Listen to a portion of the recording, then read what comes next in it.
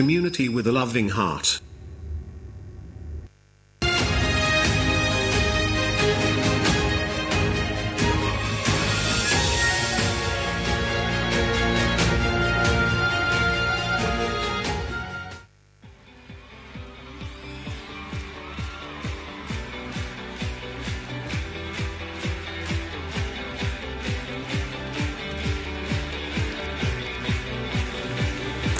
Shalom Jemaat Kekasih yang hari ini sedang ada di rumah. Apa kabar Anda sekalian?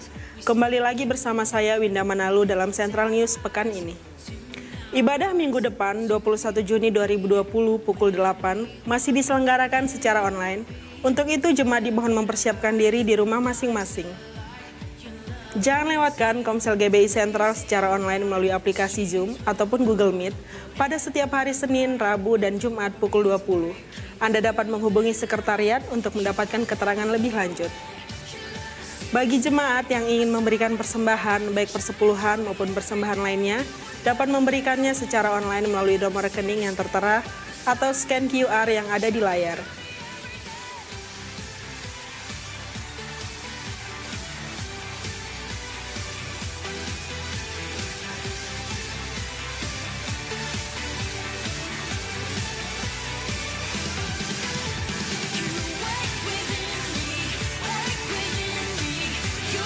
Selamat ulang tahun bagi Anda yang berulang tahun sepanjang minggu ini. Kiranya anugerah Tuhan senantiasa berlimpah dan pemeliharaan Tuhan sempurna bagi hidup Anda. Demikianlah Central News hari ini. Tetap jaga kesehatan Anda. Saya Winda Manalu mengucapkan terima kasih atas perhatian Anda sekalian. Tuhan Yesus memberkati.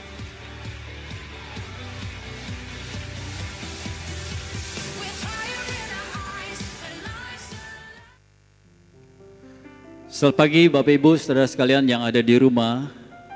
Kita boleh bersyukur kita ada hari ini semua karena kasih anugerah Tuhan dalam kehidupan kita. Bahkan kalau kita masih diberikan izin untuk boleh berkumpul bersama keluarga kita, kita percaya itu semua karena kemurahan Tuhan dalam hidup kita. Bulan ini adalah bulan keluarga bagi seluruh GBI. Kita bersyukur bagaimana kita boleh dipelihara keluarga kita oleh Tuhan. Sebab itu mari undang seluruh anggota keluargamu untuk beribadah bersama-sama di dalam ibadah yang kudus hari ini. Dan biarnya buka hati saudara untuk kita boleh menerima berkat firman Tuhan dalam pujian. Kita boleh menyembah bersama-sama dengan keluarga kita. Dan biarnya nama Tuhan ditinggikan dan dia disenangkan dengan apa yang kita lakukan. Mari kita dudukkan kepala, kita mau masuk lebih dalam lagi dalam hadirat Tuhan. Selamat pagi Bapak, selamat pagi Tuhan Yesus, selamat pagi Roh Kudus. Terima kasih untuk keadaan kami hari ini. Terima kasih Tuhan untuk setiap kekuatan yang Tuhan selalu limpahkan dalam hidup kami. Terima kasih Tuhan untuk kesempatan untuk kami boleh berkumpul bersama-sama keluarga kami pagi ini. Itu adalah satu anugerah dalam kehidupan kami. Terima kasih untuk keadaan yang kesehatan bagi seluruh keluarga kami. Dan pagi hari ini kami ingin datang kepadamu Tuhan. Boleh tersungkur untuk mengucap syukur atas segala kebaikan Tuhan dalam hidup kami. Karena kami menyadari kami tidak akan mampu berjalan sendiri tanpa Tuhan. Bawa kami lebih dalam masuk hadirat Tuhan pagi ini. Karena kami menyadari bahwa Engkau adalah Allah yang terindah dalam hidup kami. Engkau Tuhan yang termanis dalam hidup kami. Dan biarnya Tuhan Kau melawat setiap keluarga kami Tuhan pagi hari ini. Supaya Tuhan ada unity dalam keluarga kami. Ada pengurapan yang baru dalam keluarga kami Tuhan. Anggur baru itu Tuhan curahkan dalam keluarga kami Tuhan. Terima kasih Bapa di surga. Kami persembahkan ibadah kami yang kudus ini ke hadapan-Mu. Dan biar kiranya Tuhan ambil alih semuanya. Kiranya Engkau dimuliakan dan diagungkan pada pagi hari ini. Di dalam nama Tuhan Yesus Kristus, kami telah berdoa, telah bersyukur, dan kami telah berterima kasih. Haleluya. Amin.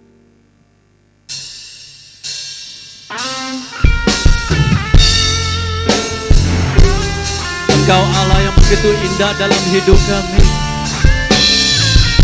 Kami merindukan seluruh keluarga kami boleh bertelut menyembah Tuhan.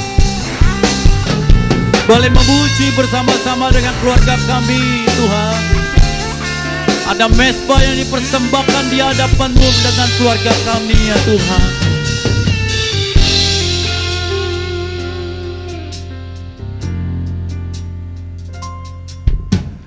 Kau yang terindah di dalam hidup ini, tiada Tuhan yang seperti Engkau, besar perkasa penuh kemuliaan. Kau yang termanis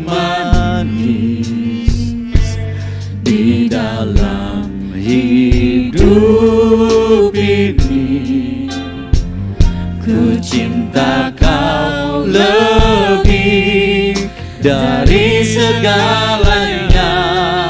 Besar kasih setiamu kepadaku, ku sembah Kau ya Allahku, ku tinggikan nama-Mu selalu. Tiada lutut tak bertelut menyembah Yesus Tuhan Rajaku. Sembah Kau ya Allahku, ku tinggikan nama-Mu selalu. Semua lidah kan mengaku, Engkaulah Yesus Tuhan Rajaku. Engkau yang terindah Tuhan, Kau yang terindah di dalam hidup ini. Tiada Allah Tuhan yang seperti Engkau, besar perkasa penuh kemuliaan. Kau yang termanis di dalam hidup ini, ku cinta Kau lebih dari segalanya. Besar kasih setiamu kepadaku, ku sembah Kau ya Allahku, ku tinggikan nama-Mu selalu. Tiada lutut tak bertelut menyembah Yesus Tuhan Rajaku. Ku sembah Kau ya Allahku, ku tinggikan nama-Mu selalu. Semua lidah kan mengaku, Engkaulah Yesus Tuhan Rajaku. Kami menyembah Engkau Allahku dan Tuhan dan Rajaku. Biar kiranya setiap lutut bertelut dalam keluarga kami menyembah Engkau. Engkau yang termanis dalam hidup kami, tidak ada yang lain Tuhan.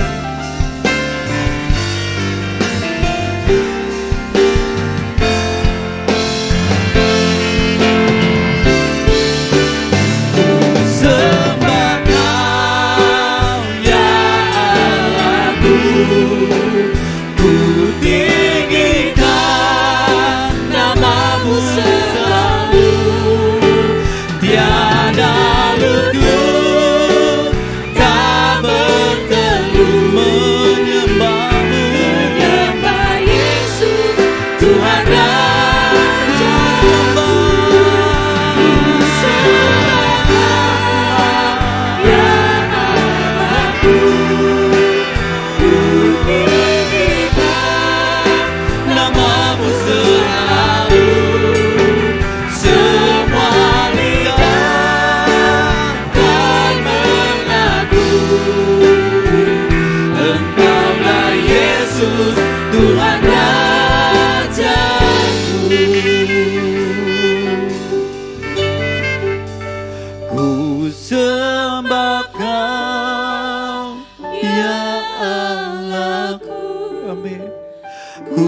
tinggikan namamu selalu, tiada lutut tak bertelut, menyembah Yesus Tuhan Raja, sembahkan, sembahkan, ya Allahku, ku tinggikan namamu selalu, semua lidah, kan mengaku Engkaulah Yesus Tuhan. Mari bangkit berdiri bersama-sama, katakan sembah Kau, ya Allahku, ya Allahku, namamu selalu, tiada lutut tak bertelut, menyembahmu, menyembah Yesus Tuhan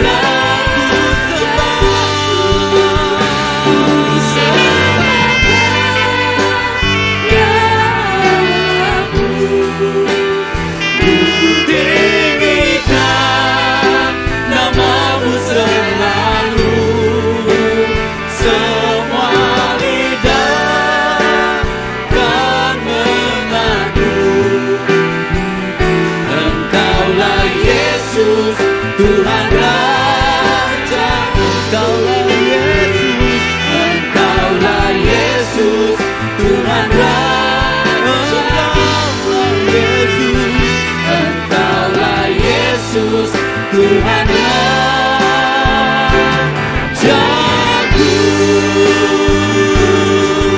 sembah Dia, Engkaulah Raja dalam hidup kami.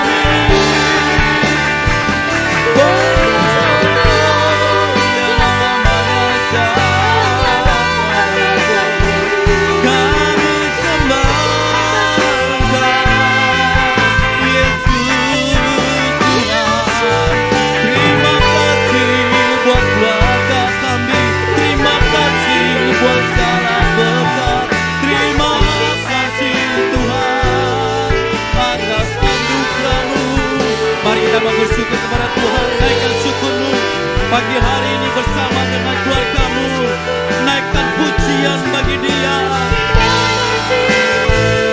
Haleluya.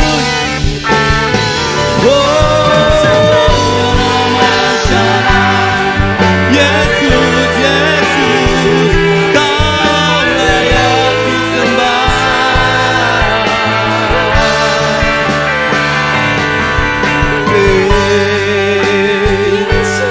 So God, sing with me, how great is our God, and all we see how great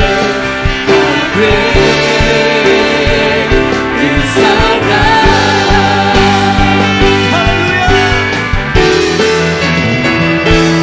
How great is our God. Sing with me, how great, and all we see how great is our God. Oh, how great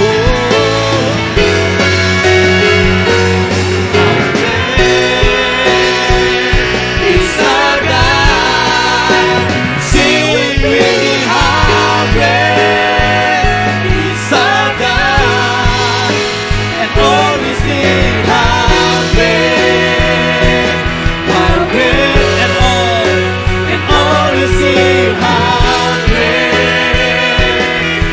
great, and all we sing how great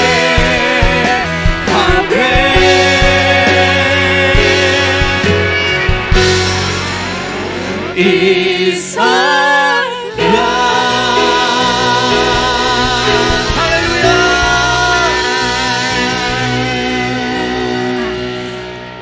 Amin. Kita bersyukur kita hari ini boleh ada sebagaimana kita ada. Amin. Sebab itu mari kita mau membawa pujian kita.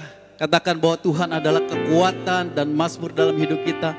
Dan kita percaya kalau kita ada hari ini karena perlindungan Tuhan. Sebab itu mari katakan, Tuhan, aku percaya bahwa Tuhanlah perlindungan dalam keluargaku. Haleluya.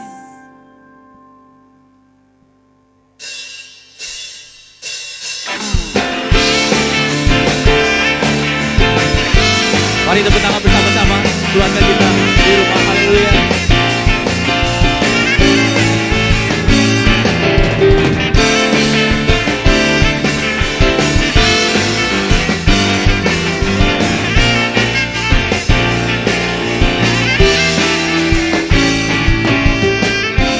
Tuhanlah kekuatan dan mazmurku,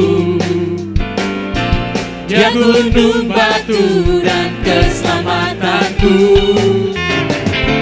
Hanya padamu hatiku percaya, Kaulah menara dan kota perlindungan. Ku mau selalu bersyukur, sebab cintamu padaku takkan pernah berubah. Hatiku percaya, walau bumi bergoncang, gunung-gunung beranjak, namun kasih setiamu tak pergi dariku. Sebab kasih setia Tuhan tidak pernah lalu daripada kami. Haleluya.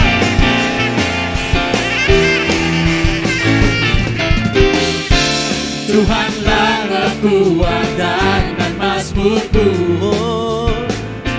Dia gunung batu dan keselamatanku.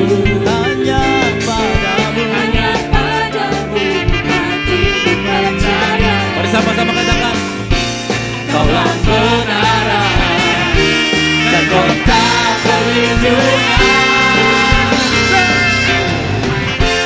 Ku mau selalu bersyukur, sebab cintamu padaku takkan pernah berubah. Hatiku percaya, walau bumi bergoncang, gunung-gunung beranjak, namun kasih setiamu tak pergi dariku. Ku mau selalu bersyukur, sebab cintamu padaku takkan pernah berubah. Hatiku percaya, walau bumi bergoncang, gunung-gunung beranjak, namun kasih setiamu tak pergi dariku. sebab kasih setia Tuhan tidak pernah jauh daripada kami, daripada keluarga kami. Kami boleh bersyukur atas perlindungan, penyertaan atas keluarga kami. Haleluya.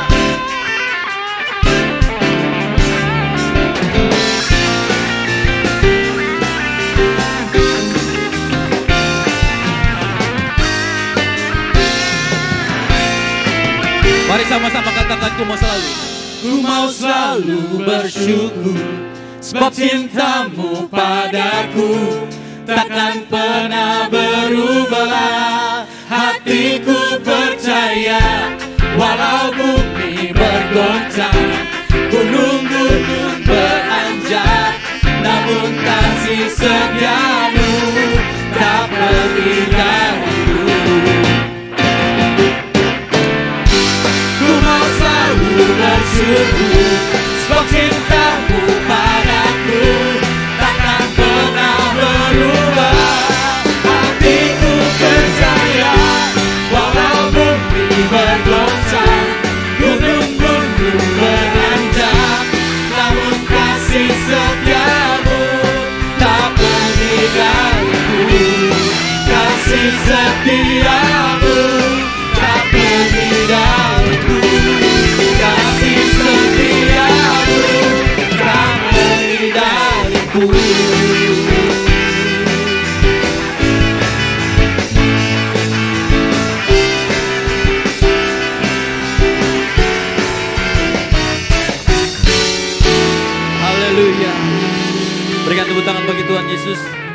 Silakan duduk, Bapak Ibu Saudara sekalian.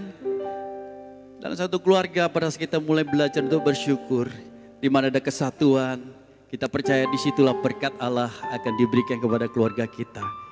Ada unity dalam keluarga kita, amin. Sebab itu kita mau katakan, sungguh alangkah indahnya bila kita semuanya rukun dalam satu keluarga.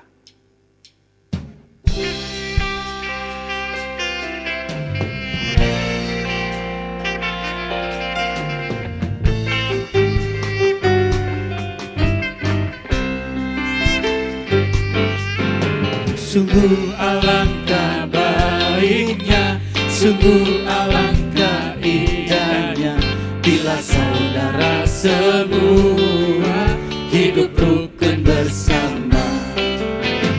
Sungguh alangkah baiknya, sungguh alangkah indahnya, bila saudara semua hidup rukun bersama. Katakan, seperti minyak di kepala Harun yang kejangkut dan jubahnya turun, seperti embun di bukit Hermon mengalir ke bukit Sion. Sebab kesanalah Allah meminta agar berkat-berkatnya tercurah, serta memberikan anugerah hidup selama-lamanya.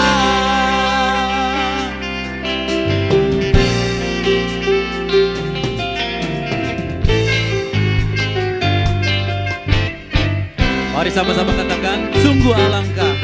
Sungguh alangkah baiknya, sungguh alangkah indahnya, bila saudara semua hidup rukun bersama. Sungguh alangkah baiknya, sungguh alangkah indahnya, bila saudara semua hidup rukun bersama.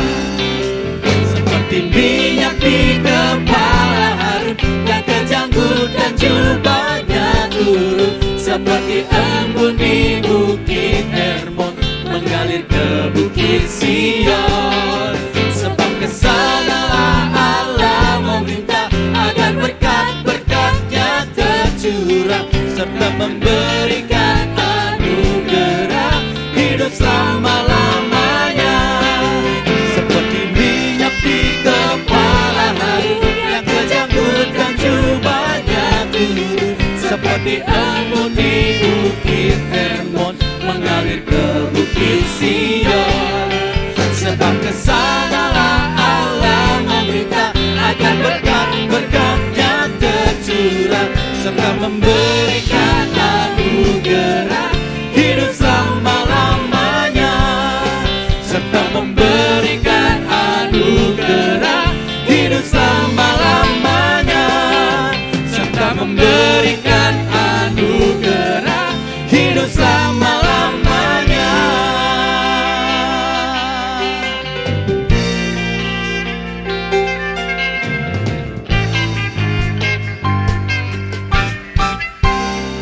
haleluya. Pada saat berkat Allah turun dalam keluarga kita, maka suasana dalam keluarga kita menjadi seperti surga. Amin saudara, Bapak Ibu Saudara sekalian. Anak mencintai orang tua mengasihi anak. Betapa indahnya kita boleh datang kepada Tuhan dan Tuhan menjadi kepala atas rumah tangga kita. Haleluya.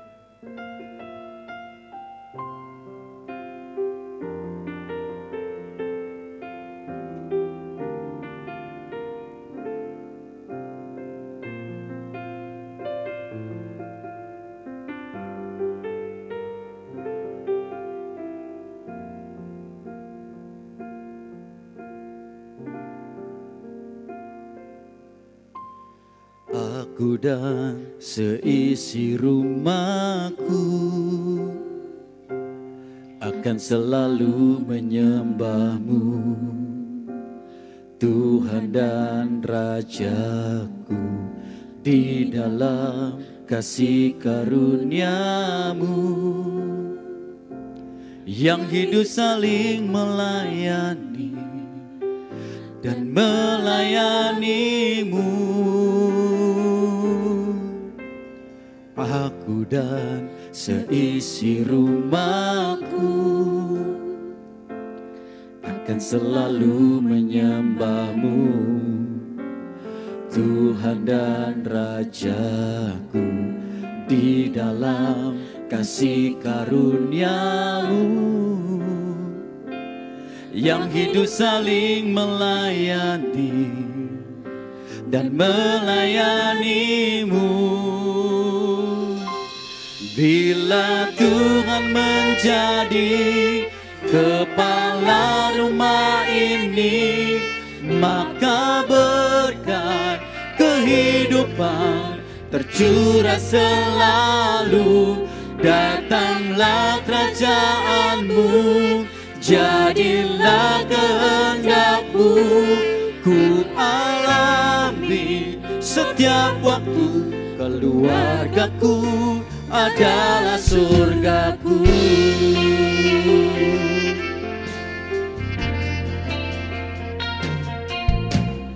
Aku dan seisi rumahku akan selalu menyembah-Mu, Tuhan dan Raja. Di dalam kasih karunia-Mu yang hidup saling melayani dan melayani-Mu. Bila Tuhan menjadi kepala rumah ini, maka berkat kehidupan tercurah selalu. Datanglah kerajaan-Mu, jadilah kehendak-Mu. Ku alami setiap waktu, keluargaku adalah surgaku.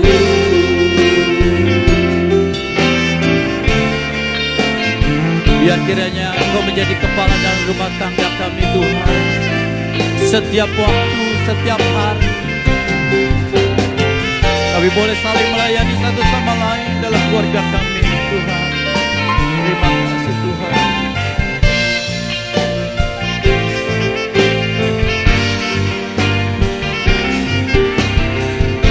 Haleluya.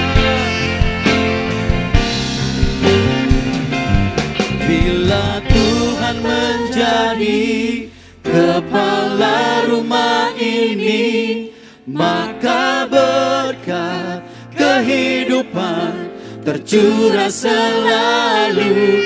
Datanglah kerajaan-Mu, jadilah kehendak-Mu. Ku alami setiap waktu, keluargaku adalah surgaku.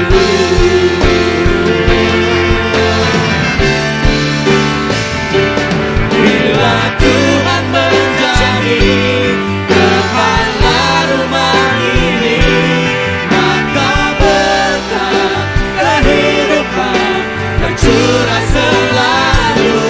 Datanglah kerajaan-Mu, jadilah kehendak-Mu. Ku alami setiap waktu, keluargaku adalah surgaku. Keluargaku adalah surgaku. Keluargaku adalah surgaku.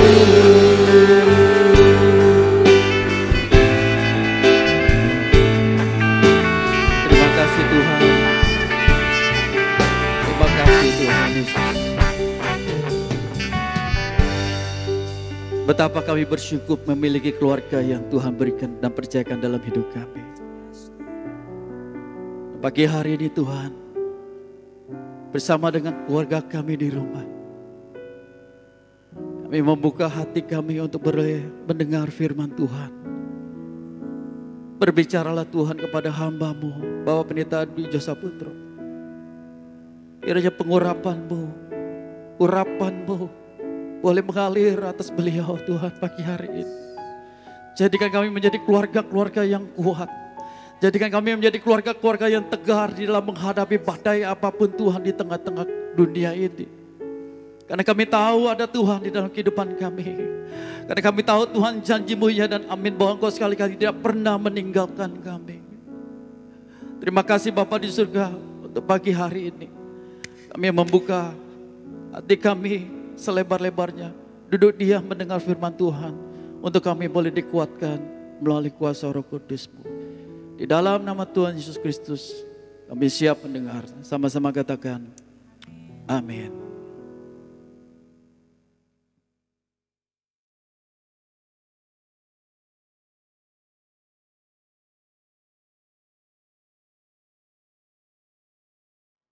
Shalom, apa kabar? Kita bertemu kembali di dalam ibadah hari ini, puji Tuhan.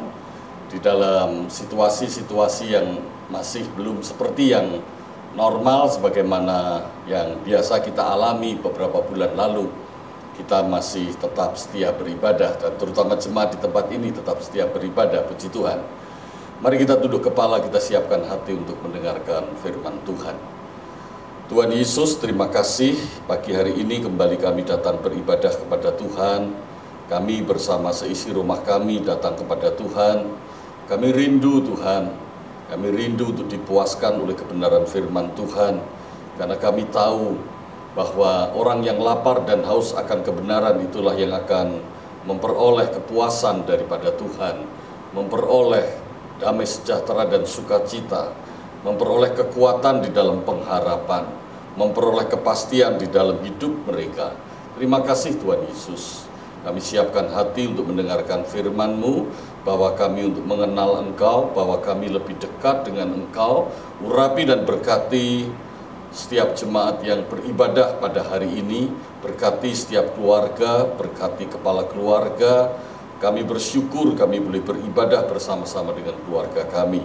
Kalau ada di antara mereka yang lemah, Tuhan jamah, Tuhan kuatkan. Ada yang sakit, Tuhan jamah oleh kuasa bilur darah Yesus, disembuhkan. Haleluya. Ada yang susah, Tuhan hiburkan. Ada yang terikat, Tuhan lepaskan. Urapi dan berkati hamba-Mu, kuasa Roh Kudus yang mengerjakan apa yang Allah ingin kerjakan melalui hamba-Mu, untuk dimampukan menyampaikan isi hati Tuhan, kebenaran firman Tuhan. Dalam nama Tuhan Yesus kami bersyukur, kami alaskan doa kami. Haleluya. Amin. Puji Tuhan. Mari kita buka Alkitab kita. Kita minggu ini masih minggu di dalam bulan keluarga, di mana Gereja Betel Indonesia ini adalah tahun yang keempat, tahun kelima untuk setiap bulan Juni. Kita memakai bulan Juni untuk merayakan selebrasi keluarga, selebrasi. Karena itu disebut bulan keluarga, supaya setiap keluarga memahami maksud dan kehendak Tuhan untuk membangun satu institusi yang paling tua dalam sejarah. Sebelum ada museum sudah ada keluarga dulu, saudara. Tapi keluarga jangan dimasukkan dalam museum, karena keluarga itu harus terus memiliki satu vitalitas, memiliki kehidupan, di mana dunia harus menyaksikan kehidupan keluarga-keluarga Kristen dan memberikan warna yang jelas, menjadi terang dan garam bagi dunia ini. Puji Tuhan. Mari kita lihat kebenaran firman Tuhan di dalam Matius pasal 22 ayat yang ke-36 sampai dengan 39. Guru, hukum manakah yang terutama dalam hukum Taurat? Jawab Yesus kepadanya, kasihilah Tuhan Allahmu dengan segenap hatimu dan dengan segenap jiwamu dan dengan segenap akal budimu. Itulah hukum yang terutama dan yang pertama. Dan hukum yang kedua yang sama dengan itu ialah kasihilah sesamamu manusia seperti dirimu sendiri. Pada kedua hukum inilah tergantung seluruh hukum Taurat dan kitab para nabi. Nah, kemudian kita lanjutkan di dalam Matius pasal 28 ayat yang ke-19 sampai dengan 20. Demikianlah firman Tuhan.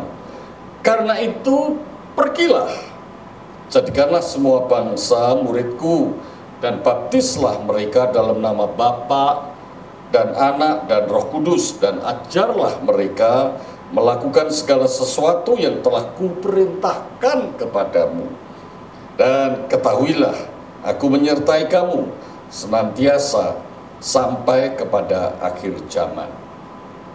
Ibu bapak yang dikasihi dalam Tuhan, seluruh jemaat, khotbah hari ini yang akan saya sampaikan mengambil satu tema atau judul peran kakek dan nenek dalam amanat agung Allah.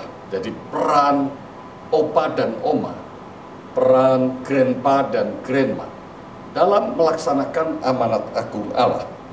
Saya berikan sebuah subtema, yaitu menciptakan suasana untuk mewariskan warisan rohani.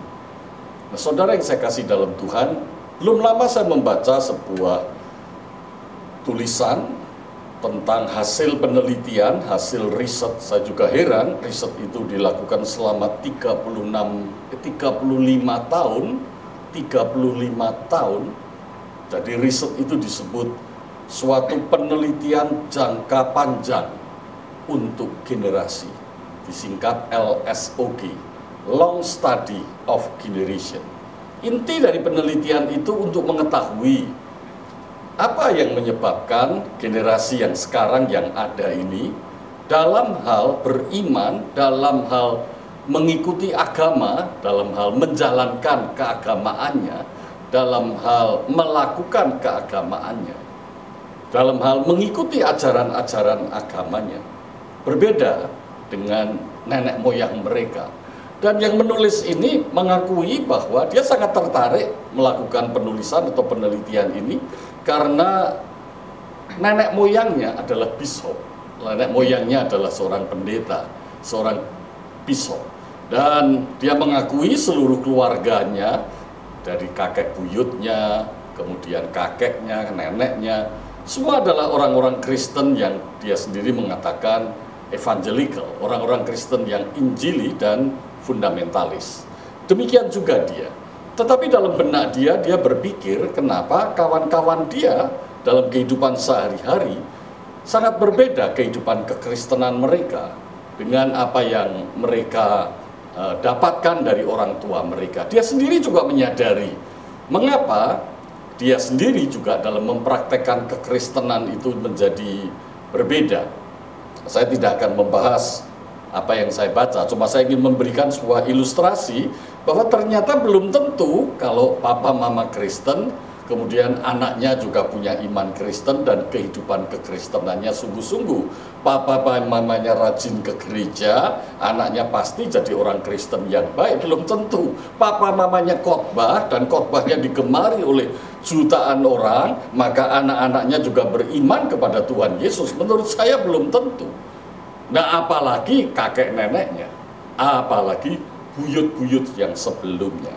Padahal Alkitab menunjukkan bahwa sebuah keluarga itu harus mewariskan iman. Tadi baru saja kita membaca kebenaran firman Tuhan. Dari kebenaran firman Tuhan ini kita mendapatkan satu poin yang penting dalam hidup keluarga, bahwa Tuhan memberikan perintah itu ada dua kategori. Yang pertama adalah yang disebut perintah yang terutama. Perintah yang terutama itu intinya kaitannya dalam keluarga adalah menanamkan kasih di dalam hati anak-anak. Menanamkan kasih di dalam hati orang-orang yang tinggal bersama di dalam keluarga itu. Tentunya juga tidak terbatas di dalam keluarga, tentunya juga akan meluas. Tetapi saya berpikir kalau di dalam keluarga inti memang disengaja, diinginkan, dan dengan sebuah tujuan besar supaya setiap hati anak-anak yang lahir dalam keluarga itu, setiap hati orang yang hidup bersama di dalam ikatan keluarga itu, mereka berinteraksi dengan satu keinginan dan tujuan menanamkan kasih, maka pasti mereka yang ada di dalam keluarga itu akan mengalami kasih Allah dan akan tumbuh motivasi oleh karena pengalaman kasih Allah. Mereka akan melihat bagaimana kasih Allah seperti didemonstrasikan, diwujudkan, dipertontonkan, dipertunjukkan oleh orang tua mereka, oleh cara kehidupan sehari-hari dalam interaksi mereka. Kasihilah Tuhan Allahmu dengan segenap hatimu, segenap jiwamu, seluruh kekuatanmu, dengan seluruh akal budimu. Dan kasihilah sesamamu seperti mengasihi dirimu sendiri. Itu perintah yang pertama. Dan perintah yang kedua yang kita kenal dengan amanat aku, dikatakan di dalam Matius pasal ke-28, intinya dengan bekal kasih itu, dengan pengalaman kasih itu, maka orang mewartakan Tuhan Yesus, supaya seluruh bumi mengenal akan Allah, mengenal akan Tuhan yang kita kenal di dalam Tuhan Yesus. Tuhan Yesus sendiri bahkan mengatakan dan mengajarkan kepada kita, siapakah Allah itu? Allah adalah Bapakku, Bapakku di surga. Dan aku adalah putranya yang diutus oleh Bapa datang ke dunia. Sebab kalau engkau ikut aku ke tempat kemana aku pergi ke Bapakku, maka engkau akan sampai ke Bapakku. Jadi bagi Tuhan Yesus menjelaskan kita sebagai Allah itu adalah sebagai Bapa. Jadi jelas sekali pengertian tentang Bapa. Saya tidak akan panjang lebarkan tentang Bapa. Bahwa Allah itu wujudnya seperti Bapa. Pengalaman hubungan itu seperti Bapa yang penuh mengerti tentang keadaan anak-anak. Ya, tapi karena bapak-bapak biologis di dunia ini seringkali tidak berfungsi menjadi bapak, maka sering pengertian tentang Bapa, pengertian tentang Allah itu menjadi tidak sesuai dengan apa yang ada di Alkitab. Sebab itu pengajaran Alkitab harus kita tanamkan baik-baik, supaya pengertian yang didapat oleh anak cucu kita tidak diwarnai oleh pengertian-pengertian dunia akibat kegagalan keluarga melaksanakan kebenaran Alkitab. Bukankah demikian? Jadi dengan kasih itu, mewartakan kasih itu kepada seluruh bangsa sampai ke ujung bumi. Mewartakan kasih itu tentunya mewartakan Tuhan Yesus, mewartakan Injil Kerajaan Allah. Dan bagi mereka yang percaya dibaptis dalam nama Bapa, Anak, dan Roh Kudus. Dan kemudian mereka diajar itu tentunya dimampukan, diberdayakan, diperlengkapi, menjadi terampil. Tapi sebelum terampil punya pengetahuan, punya pengertian, bisa menghayati, bisa meresapi hubungannya dengan Allah melalui Tuhan Yesus Kristus. Di mana Yesus yang sudah lahir di dunia ini, di mana Yesus yang mati menebus dosa, kemudian Yesus yang bangkit di antara orang mati, Yesus yang naik ke surga, dan Yesus yang berjanji akan datang kembali. Dan setiap tahapan kehidupan Tuhan Yesus itu mempunyai makna yang luar biasa tentang pengertian kasih Allah yang memberikan pengharapan buat manusia selama manusia hidup di dunia ini. Ada kemaknaan diri, ada pengharapan. Ada kemaknaan diri, ada pengharapan. Ibu bapak yang saya kasih di dalam Tuhan, sesungguhnya kalau kita mengenal kebenaran firman Tuhan ini, maka tentunya kita menyadari bahwa banyak hal dalam kehidupan keluarga kita harus terus-menerus kita tata ulang, harus terus-menerus kita perbaiki. Kita bersyukur di bulan keluarga ini kita diingatkan tentang hakikat, tentang hal-hal yang esensi yang ada di dalam Alkitab yang berkaitan dengan rencana Allah, kehendak Allah, keinginan Allah, tujuan Allah, visi Allah. Sejak awal memulai kehidupan ini dengan menempatkan manusia di dalam sebuah institusi yang disebut keluarga. Saudara yang saya kasih di dalam Tuhan, kondisi yang kita hadapi sekarang ini buat saya memberikan sebuah pelajaran yang sangat berharga. Karena di satu pihak kita tidak boleh kemana-mana, kita harus di rumah, betul kan? Yang dikatakan kita harus melakukan physical stay at home, harus di rumah. Tetapi di lain pihak kita juga jangan banyak kumpul-kumpul dengan banyak orang, tidak boleh ada kerumunan. Jadi di satu pihak ada pembatasan sosial dengan banyak orang. Tapi di lain pihak kita dipaksa untuk membangun suatu kebiasaan berrelasi dengan baik dengan keluarga di dalam rumah, di dalam kehidupan sehari-hari. Sepertinya dipaksa untuk berinteraksi dengan orang-orang seisi rumah kita, orang-orang yang paling dekat dengan kita. Ya, kalau saya amati dari perkembangan yang terjadi akibat kondisi yang sekarang sedang terjadi ini, kenyataannya tidak semua keluarga siap. Ada yang mengatakan bosen di rumah, masa ketemu suami tiap hari bosen, masa ketemu anak tiap hari bosen, masa ketemu istri tiap hari bosen, masa di rumah sendiri bosen. Bukankah itu menunjukkan bahwa setiap orang tidak ada yang sempurna, setiap orang memiliki kepentingan dirinya yang lebih didahulukan dari hal-hal yang lain. Bukankah ini yang diajarkan oleh Tuhan sebagai satu prinsip kekristenan, bahwa manusia itu harus mengasihi satu sama lain? Artinya manusia itu lebih mengutamakan orang yang lain. Tetapi kita sekarang dilatih dengan kondisi seperti sekarang. Seharusnya kita bersyukur, jangan banyak mengeluh. Nah, banyak keluarga yang tidak siap mengalami berbagai tekanan di dalam kehidupan situasi saat ini. Terutama tekanan yang ditimbulkan oleh karena mengalami sebuah stres, mengalami ketidakmampuan beradaptasi dalam berrelasi, dalam berhubungan dengan orang-orang serumah karena stres.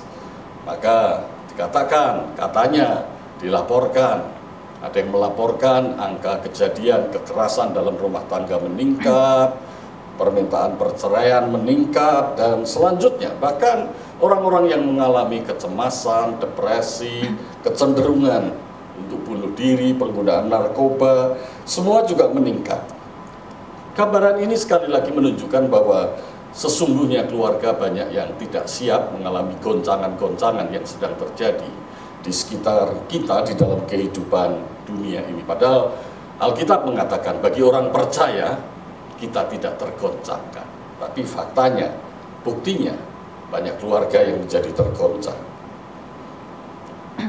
Ibu bapak sekalian yang saya kasih di dalam Tuhan, pertanyaan selanjutnya, bagaimana kakek nenek, bagaimana grandpa, grandma, opa, oma berperan dalam melaksanakan apa yang saya sampaikan dalam pendahuluan ini, dalam melaksanakan amanat agung yang didahului dengan melaksanakan menanamkan kasih, mempraktekkan kasih, dimotivasi oleh kasih di dalam melaksanakan amanat agung.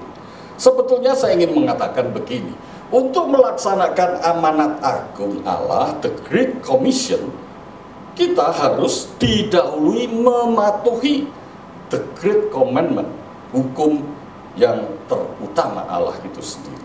Jadi tidak mungkin orang begitu semangat melaksanakan amanat agung tanpa dasarnya suatu relasi dengan Allah dan relasi dengan orang-orang yang terhilang, orang-orang yang harus diselamatkan.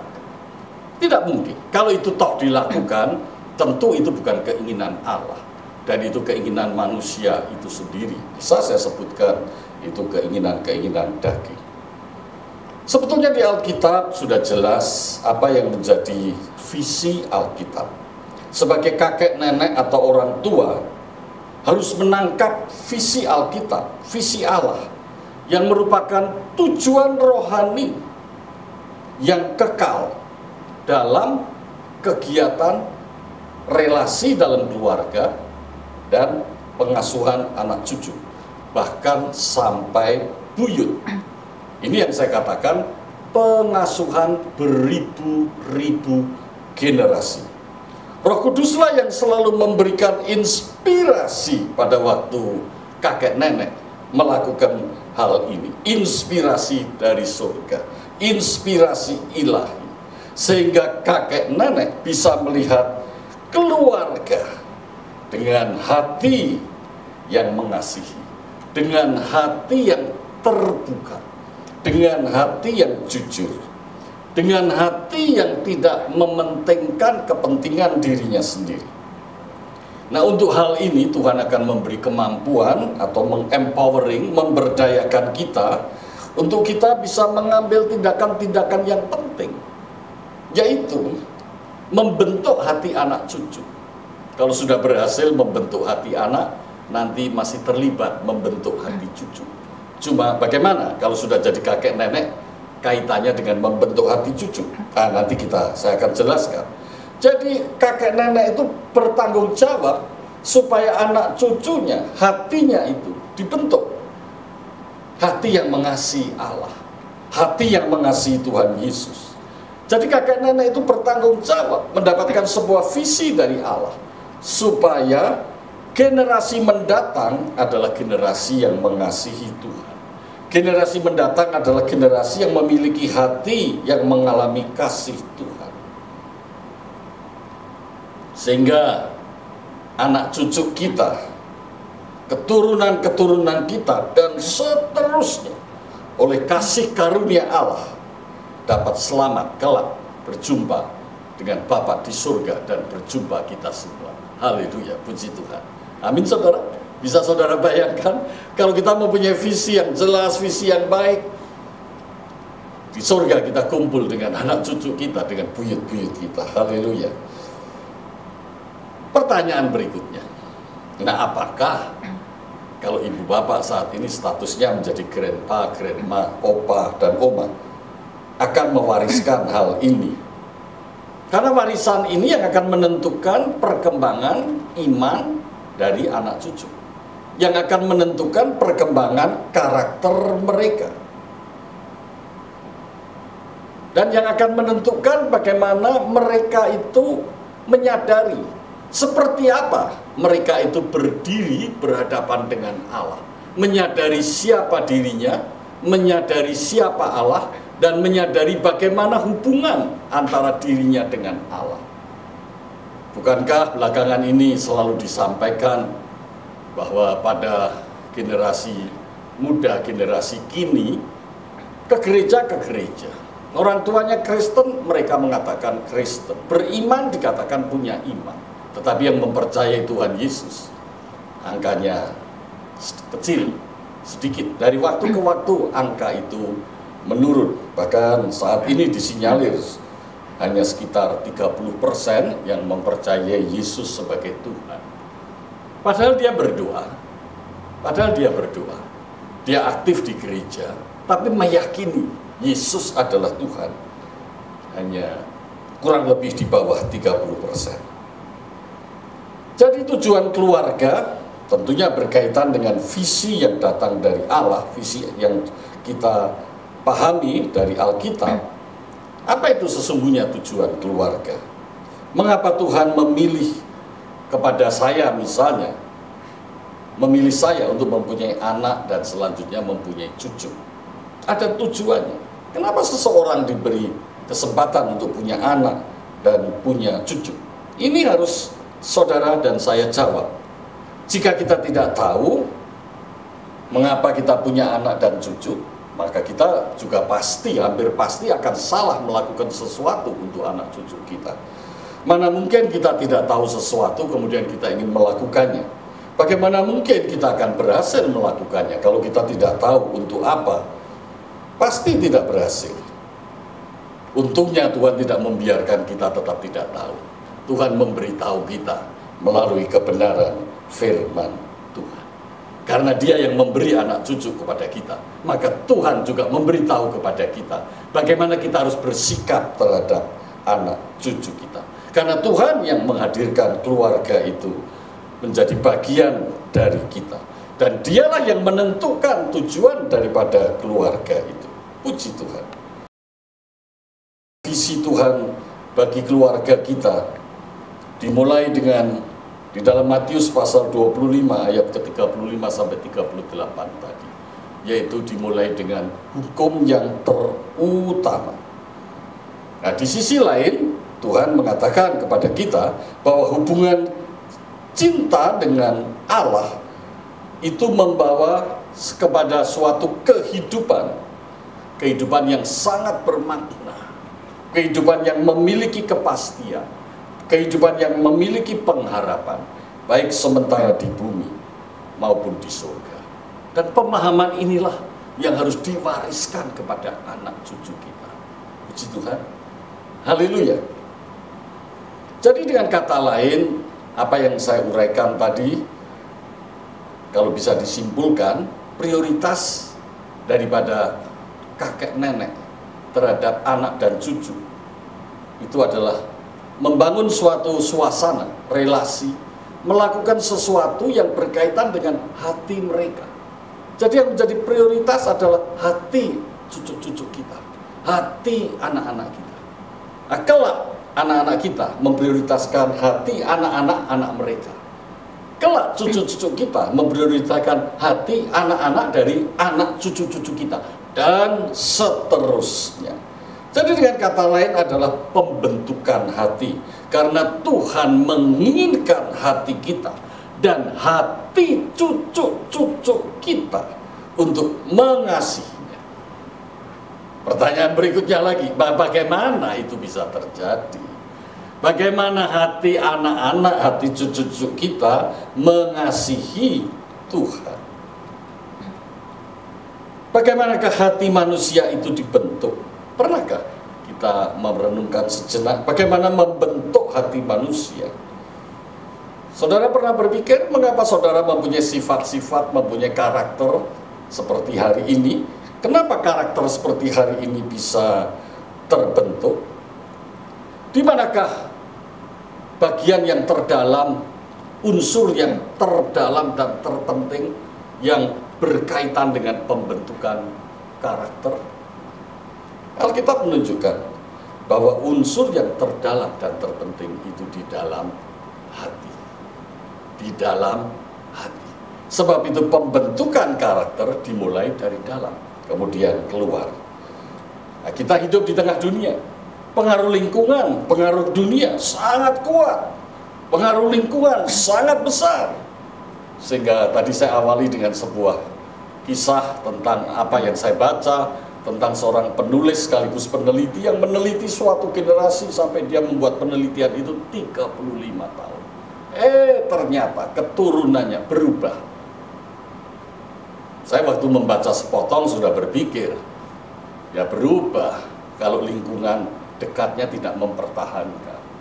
Ya berubah karena lingkungan luas di masyarakat pengaruhnya terlalu besar. Pasti berubah. Pengaruh duniawi ini sangat besar, dan pengaruh duniawi terbesar di dalam kehidupan manusia adalah apa yang mereka alami. Di mana? Di mana? Pengaruh duniawi terbesar dalam kehidupan manusia mereka alami di mana? Di rumah. Di rumah. Saudara mau jawab di Stanplat? Tidak. Saudara mau jawab di kampung-kampung, di gang-gang, di lapangan basket? Bukan. Sering kita menyalahkan anak. Kenapa kamu terlalu lama di main, nggak pernah pulang ke rumah? Sebetulnya nggak perlu takut lah kalau anak-anak mau main kemana-mana. Asal di rumah itu kita lakukan apa yang Tuhan mau kita lakukan benar-benar. Amin. Di rumah. Pengaruh dunia ini yang terbesar terhadap anak itu di rumah. Di rumah. Kalau disebut mikrokosmos, ini pakai istilah yang agak sedikit menyulitkan. Mikrokosmos itu kan dimulai dari lingkungan rumah itu, baru dipengaruhi oleh makrokosmos. Ini berbicara tentang kosmologi, tentang alam semesta ini. Pengaruh paling besar di rumah. Jadi kalau duniawi keadaannya seperti sekarang, tentu karena itu cerminan dari di rumah itu melakukan seperti itu. Maka yang kita lihat di masyarakat juga seperti sekarang ini.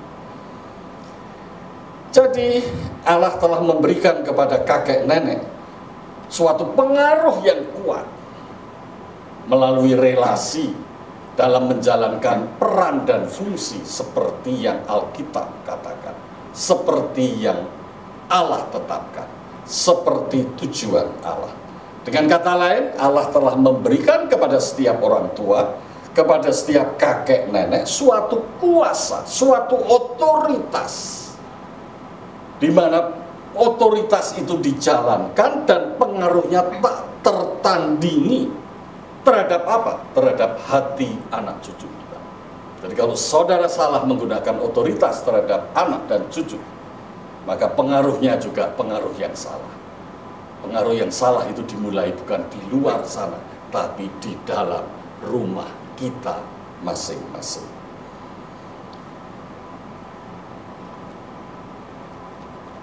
Berarti orang tua kakek nenek harus berfungsi dong, betul kan? Tetapi menjadi kakek nenek itu harus kita sadar, menjadi kakek nenek itu bukan lagi seperti menjadi orang tua. Menjadi seorang kakek nenek sama sekali tidak sama seperti menjadi orang tua. Ada beberapa hal yang dapat kita lakukan sebagai kakek nenek, seperti mencintai cucu, tetapi mencintai tanpa harus mengatur secara detail mereka, tanpa mendisiplinkan mereka. Kita hanya mencintai. Nah, kita memberi respon terhadap perilaku mereka. Kalau perilakunya buruk, kita beri respon bahwa kita tidak suka. Itu oke. Tetapi tidak boleh campur tangan mendisiplinkan. Sebab orang tua mereka, ya orang tua mereka. Orang tua tetap menjalankan fungsinya menjadi orang tua. Tetapi kakek nenek dapat memberikan kepada cucu, kepada anak-anak dewasa, suatu perspektif berdasarkan pengalaman dia.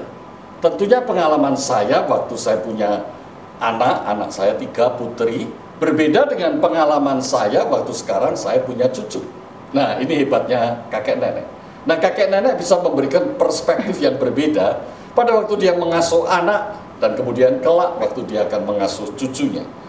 Karena kemampuan kakek nenek itu akan melihat suatu generasi yang berbeda, anaknya dan cucunya, sehingga tentunya kakek nenek yang ada di dalam Tuhan akan mengetahui apa yang lebih baik yang bisa dilakukan atau diberikan untuk cucunya, ketimbang waktu untuk anaknya belum dapat diberikan karena belum menyadari apa yang terbaik diberikan.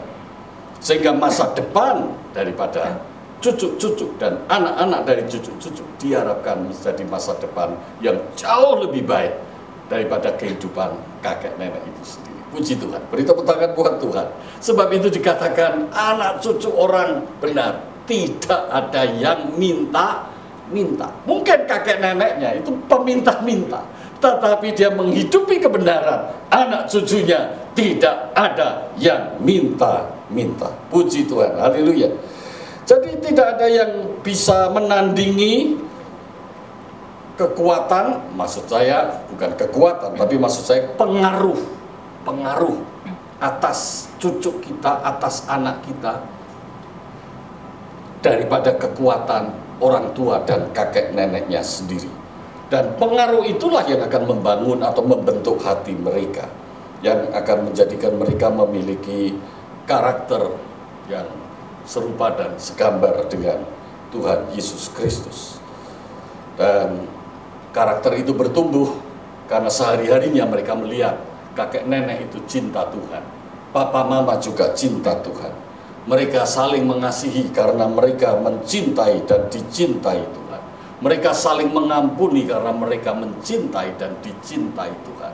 Mereka saling menolong karena mereka mencintai dan dicintai Tuhan. Dan selanjutnya, sehingga keluarga yang seperti ini, keluarga yang akan melahirkan beribu-ribu generasi, seperti yang dikatakan di dalam Keluaran pasal 20. Nah, kondisi yang seperti inilah yang sering disebut oleh para pemimpin gereja dan sering diinginkan oleh para pemimpin gereja, yaitu suatu reformasi transformatif. Suatu transformasi yang terjadi yang membawa sebuah perubahan.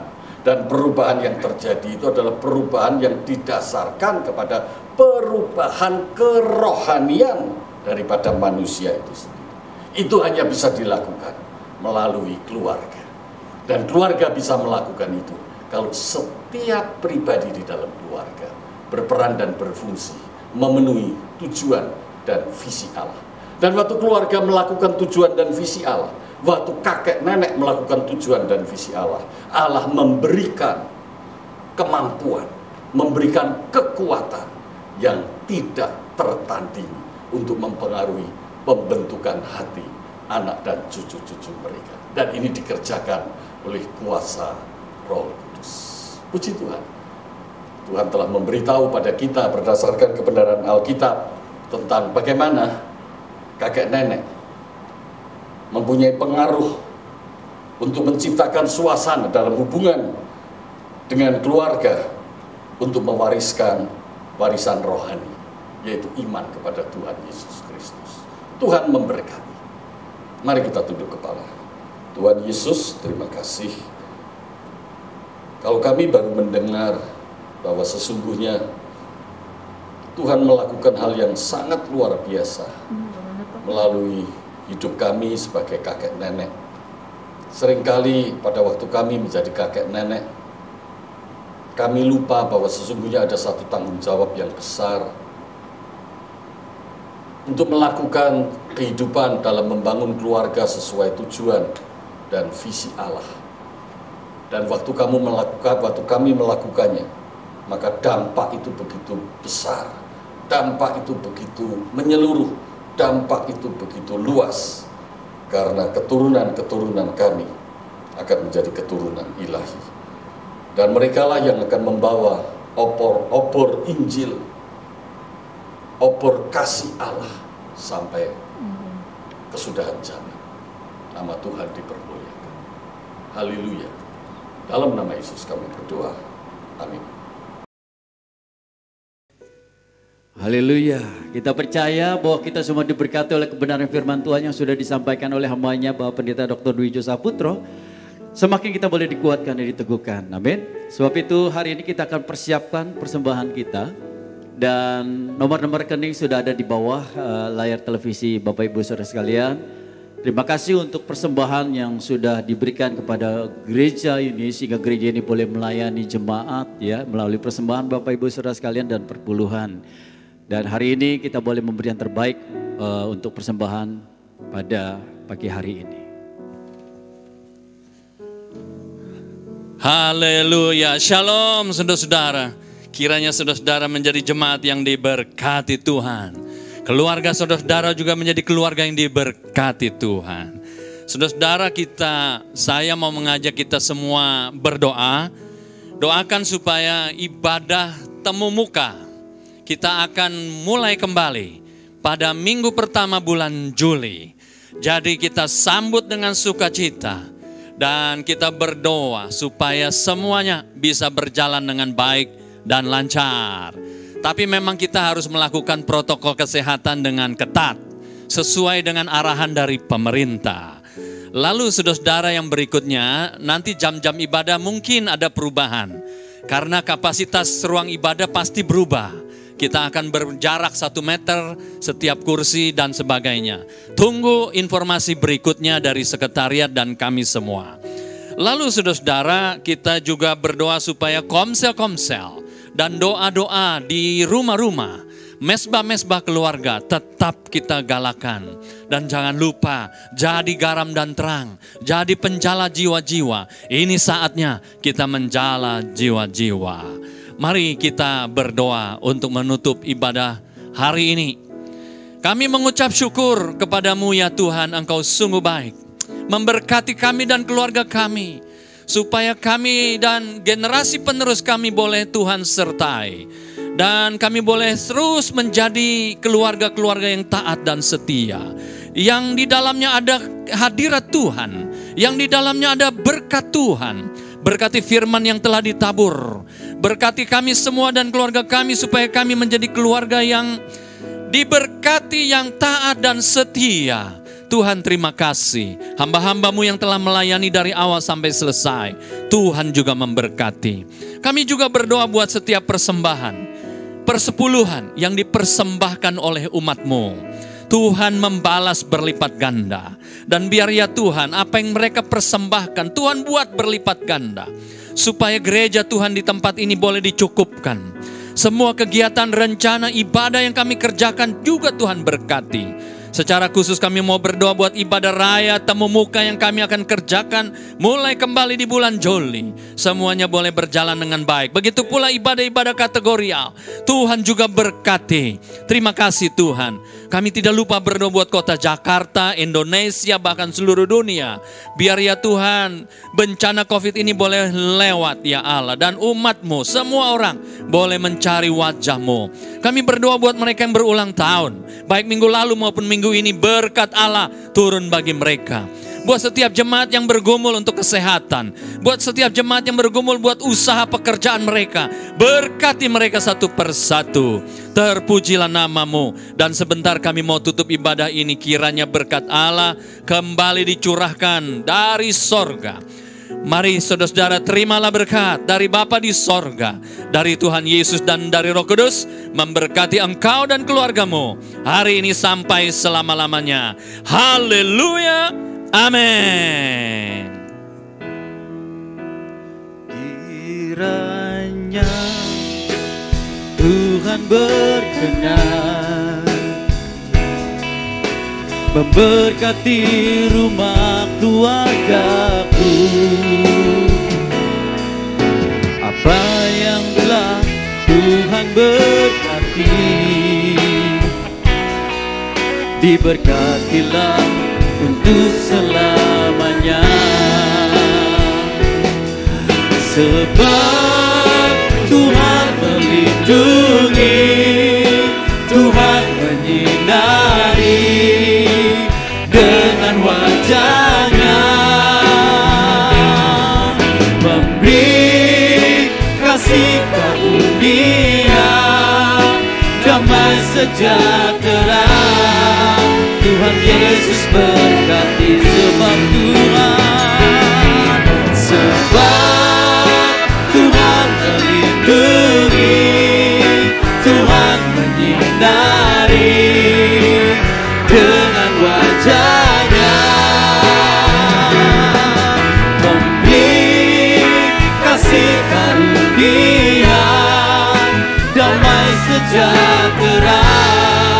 Tuhan Yesus berkati. Tuhan Yesus berkati. Tuhan Yesus berkati.